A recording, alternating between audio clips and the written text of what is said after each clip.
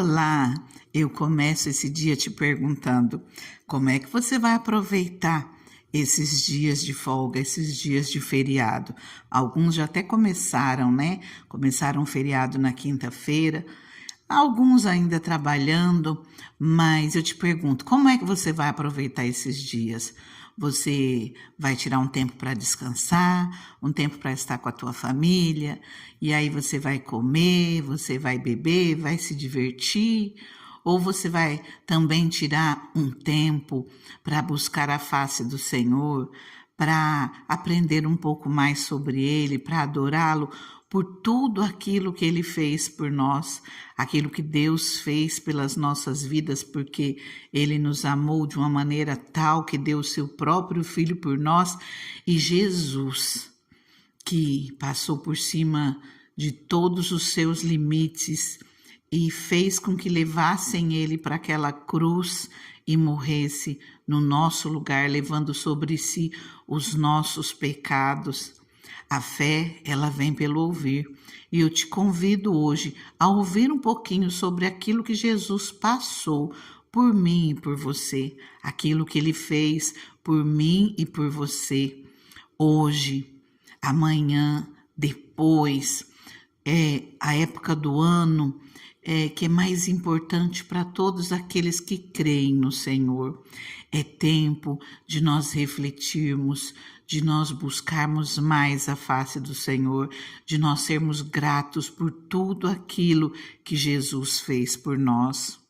Ontem nós vimos que Jesus preparou a si mesmo e a seus discípulos para a morte que ele experimentaria. Ele deu novo sentido à refeição da Páscoa.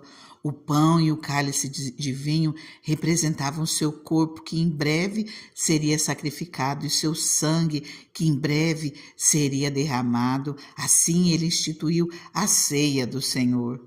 E depois de cantarem um hino, saíram até o jardim do Getsemane, onde Jesus orou em agonia, sabendo o que o aguardava. E nós vimos até o momento que ele foi preso, onde a palavra fala, mas tudo isso aconteceu para que se cumprissem as Escrituras. Aqui no livro de Mateus, no capítulo 26, se nós pararmos para ler, eu te convido para que você tire um tempo na sua casa, leia direitinho. Nós vemos aqui que se levantam falsas testemunhas contra Jesus. Eles tentam de um lado, tentam de outro e gritam com Jesus, fala sobre blasfêmia, cospem no rosto de Jesus, dão murros, dão tapas. E Jesus passa por grande humilhação. No capítulo 27, entre o 11 e o versículo 26, nós vemos Jesus diante de Pilatos. Pilatos, ele conversa, ele questiona Jesus. Pilatos, ele não vê mal em Jesus, ele até tenta defender. Por volta da ocasião da Páscoa, era costume que o governador soltar um prisioneiro, e ele apresenta ao povo buscando soltar Jesus, coloca um bandido ao lado de Jesus, e coloca Barrabás, e coloca ali Jesus, e o povo pede que soltem Barrabás, e que mandem executar Jesus.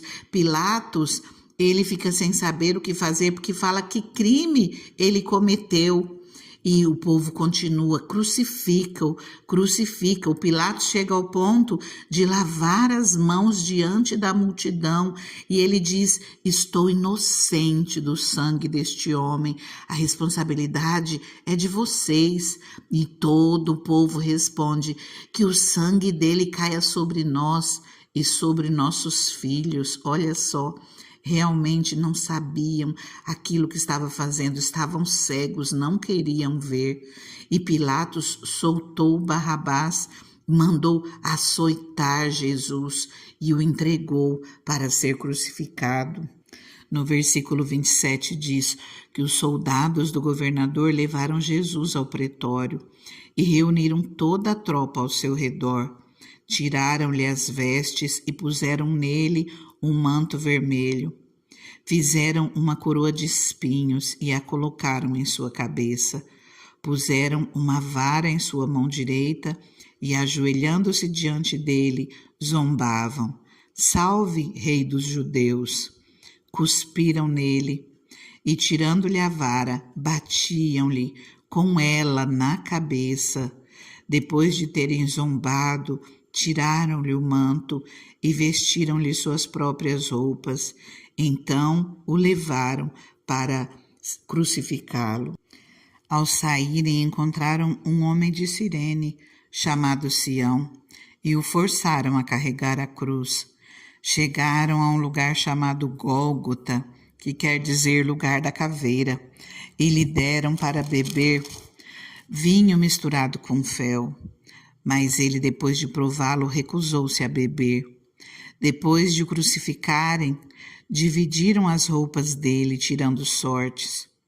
E, sentando-se, vigiavam-no ali. Por cima de sua cabeça, colocaram por escrito a acusação feita contra ele. Este é Jesus, o Rei dos Judeus. 2 ladrões foram crucificados com ele, um à sua direita, outro à sua esquerda. Os que passavam lançavam-lhe insultos, balançando a cabeça e dizendo: Você que destrói o templo e reedifica em 3 dias, salve-se, desça da cruz, se é o Filho de Deus. Da mesma forma, os chefes dos sacerdotes, os mestres da lei, os líderes religiosos zombavam dele, dizendo: Salvou os outros, mas não é capaz de salvar a si mesmo. E é o Rei de Israel. Desça agora da cruz e creremos nele. Ele confiou em Deus. Que Deus o salve agora, se dele tem compaixão, pois disse: Sou filho de Deus. Igualmente, o insultavam os ladrões que haviam sido crucificados com ele. E houve trevas sobre toda a terra, do meio-dia às 3 horas da tarde. Por volta das 3 horas da tarde, Jesus bradou em alta voz: Eloi, Eloi, lama sabachthani, que significa: meu Deus, por que me abandonaste? Quando alguns dos que estavam ali ouviram isso, disseram: Ele está chamando Elias.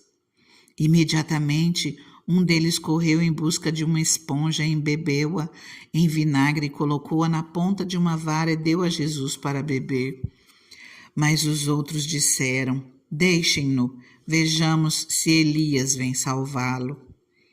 Depois de ter bradado novamente em alta voz, Jesus entregou o Espírito. Naquele momento, o véu do santuário rasgou-se em 2 partes, de alto a baixo.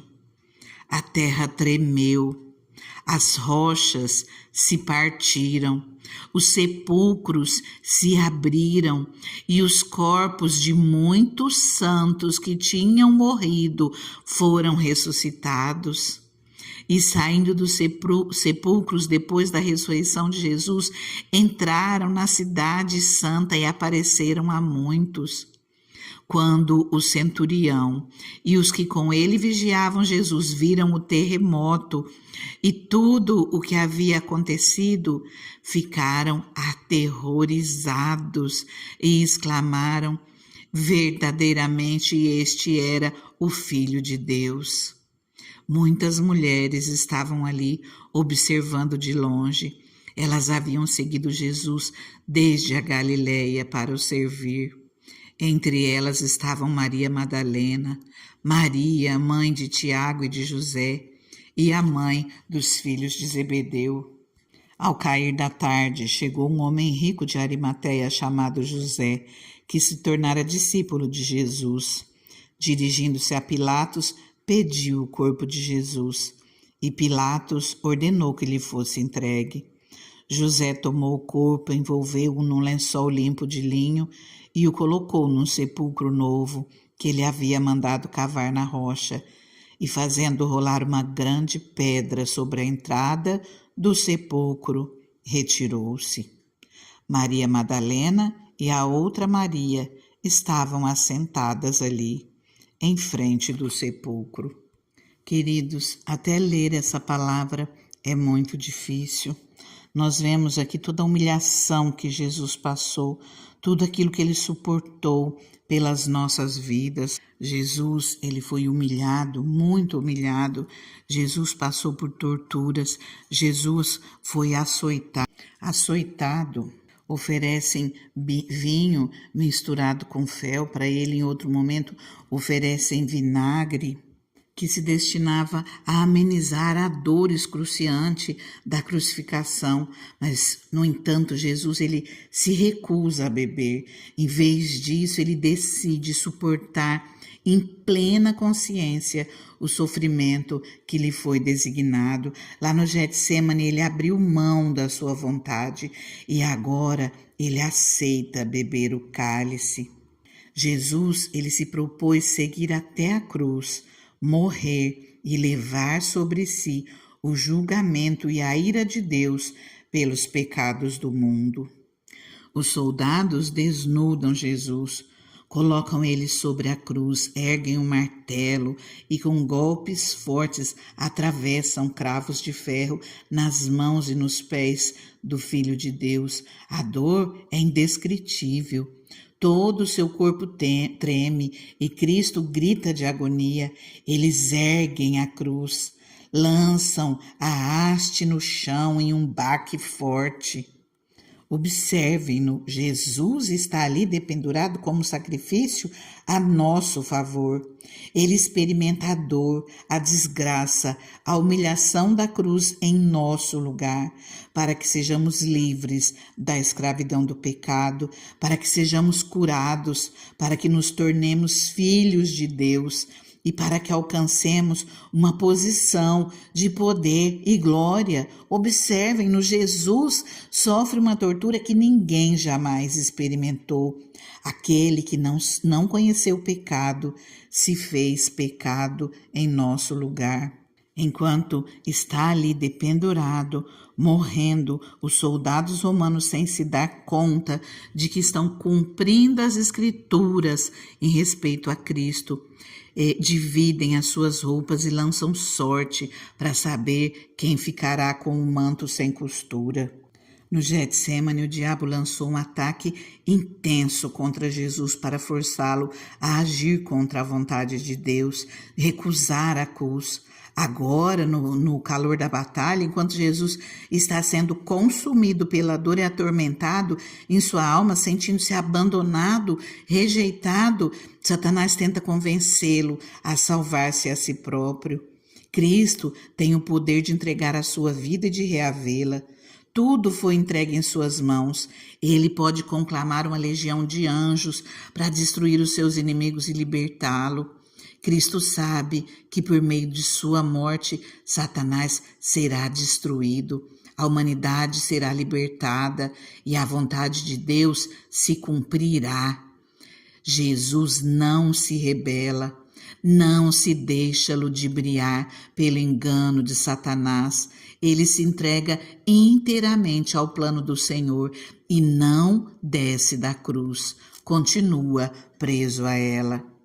Ele entrega o Espírito nas mãos de Deus, sabendo que não deixou nada por fazer, cumpriu a obra que lhe fora confiada, suportou o vexame e o sofrimento da cruz. Cristo conquistou a vitória. Satanás foi derrotado, o poder do pecado, da doença, da morte foi desfeito e a humanidade foi liberta, redimida pelo sangue de Jesus. A vontade de Deus foi cumprida. Hoje eu convido você a tirar um tempo e orar, a declarar com a sua própria boca, com as suas próprias palavras, o seu amor pelo Senhor e a tomar posse desse ato maravilhoso que o Senhor fez em nosso favor. Ele se deixou, ele se entregou ali naquela cruz, por amor a mim e por amor a você. O Senhor, Ele te ama e Ele cuida de você. Ele olha por você em todo o tempo. Esse amor enorme do Senhor é o que te liberta de todos os seus pecados, sejam eles quais forem. Abra o teu coração e deixa o Senhor entrar, porque Ele te ama. Aqui nós vemos a morte dele, mas essa história não acaba aqui. Nós continuaremos vendo-a. Fique com Deus, fique na paz.